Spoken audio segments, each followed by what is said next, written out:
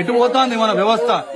ఒక్కడికన్నా ఇలా నిజాయితీగా చెప్పండి, ఎంతమంది పాల్గొండే ఇప్పుడు మన పిల్లగాడి యొక్క శవయాత్రలో పాల్గొన్నారు? చచ్చిపోయిన పిల్లగాళ్ళు మన దోస్తులైతే, చచ్చిపోయిన పిల్లగాళ్ళు మన అన్నదమ్ములైతే, నిజంగా మనకు రేషం పౌరుషం ఉంటే, వాళ్ళ మీద ప్రేమ అభిమానం మనకు ఉంటే, వీళ్ళ సావైనా మనల్ని మార్చాలి.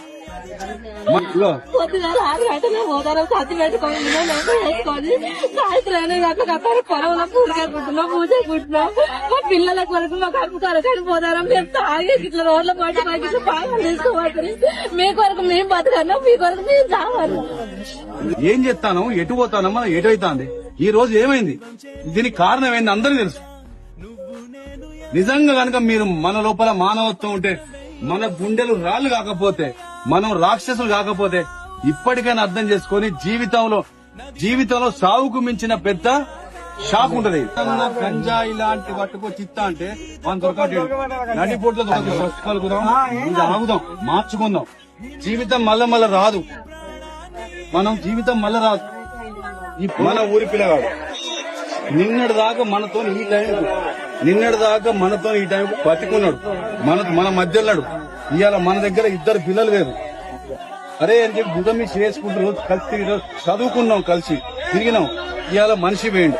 తల్లిని నేను కష్టపడి 500-1000 రూపాయలు నేను కూలి కైకిలు చేసుకొచ్చుకొని మీకు తిండి పెడితే మీరు మాకు కడుపు కోత మిగులుస్తానంటారు.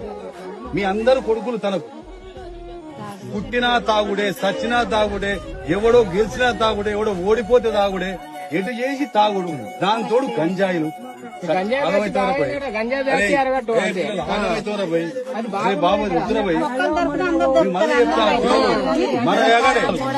మన ఊళ్ళకెళ్ళి ఈ రోడ్ల మీద రక్తాలు దుస్తులు మార్చాలి, మీ అందరి గుణాలు మార్చాలి, మీ అందరి ఆలోచనలు మార్చాలి. ఇవాళ మీరందరూ ఆయన కొడుకులు కావాలి. అప్పుడే నిజంగా మీ దోస్తుకి ఇస్తున్న మీరు నివాళి, నిజమైన నివాళి మీ దోస్తుకి ఇచ్చేందంటే, తండ్రి కొడుకును పోగొట్టుకున్న తండ్రికి మేమందరం బాబు మీ కొడుకులమే.